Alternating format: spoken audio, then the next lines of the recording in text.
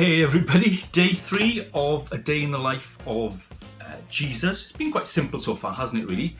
We get crushed by pressure, so we are commanded to rest. End of story, isn't it? Well, actually, our day in the life of Jesus does not end there. It's really not that simple. To say that we are crushed by pressure and we are commanded to rest and everything is okay is cloud cuckoo land. Do you want to see what happens for the rest of the day?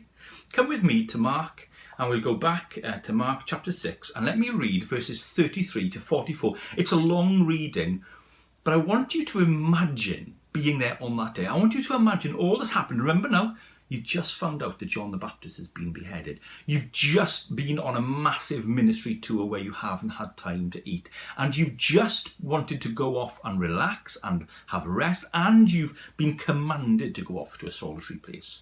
What happens? Let's look at Mark chapter 6 and verse 33. So they go off, verse 32, to a quiet place. And then it says this.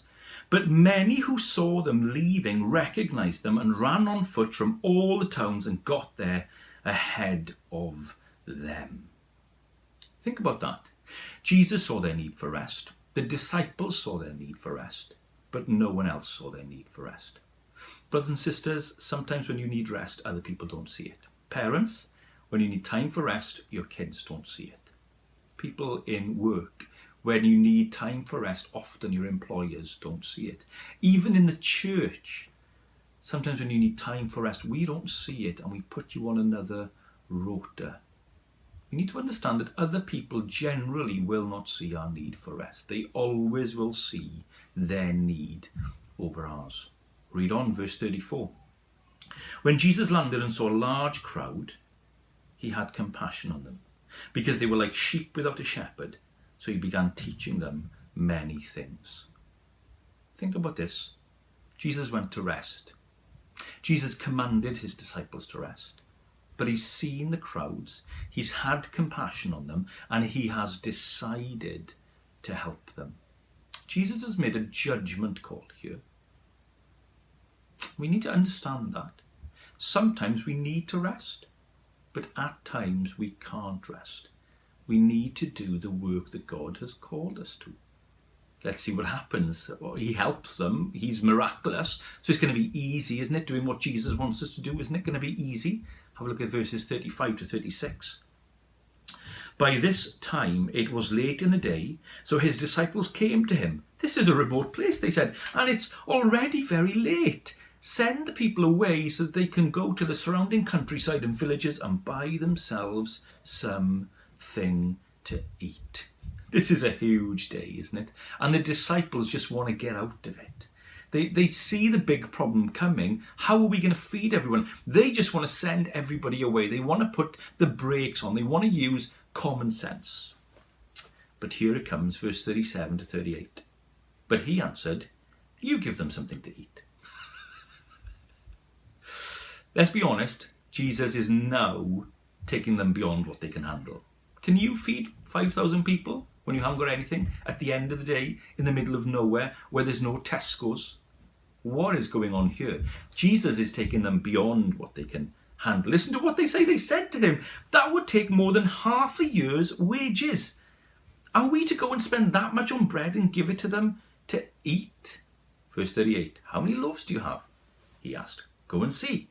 When they found out, they said 5 and 2 fishes. We need to understand that in our life, even when we're crushed by pressure and there's a command to rest, there is the complication of ministry. There's the complication of what the Lord Jesus wants us to do in our life. And often it is beyond what we can do. Way beyond what we can do. Does God give us more than we can handle? Yes, he does. Yes, he does. But listen to what Jesus does. You know what's going to come. Verse 39 to 44. Then Jesus told them to make all the people sit down in groups on the green grass. They're not going to do anything in this. Taking the 5 loaves and the 2 fish and looking up to heaven, he gave thanks and broke the loaves.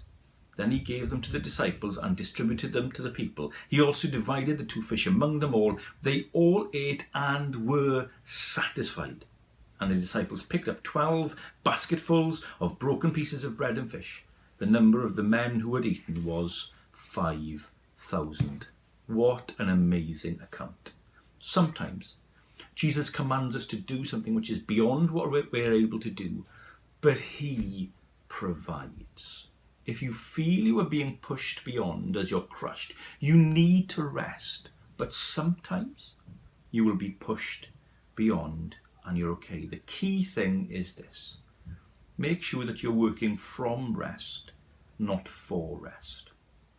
You see, the Sabbath has moved to a Sunday, the first day of the week. The Lord's Day is the first day of the week. On a Sunday, when we go back to church, we don't go back to church at the end of the week to rest. No. We start the week on a Sunday to rest. We start from a position of rest. Why? Because Jesus has done it all and Jesus will do it. The key thing for us in grace is that Jesus has done it all and we work out of rest, out of grace, out of what Jesus has done. So are you crushed? Rest.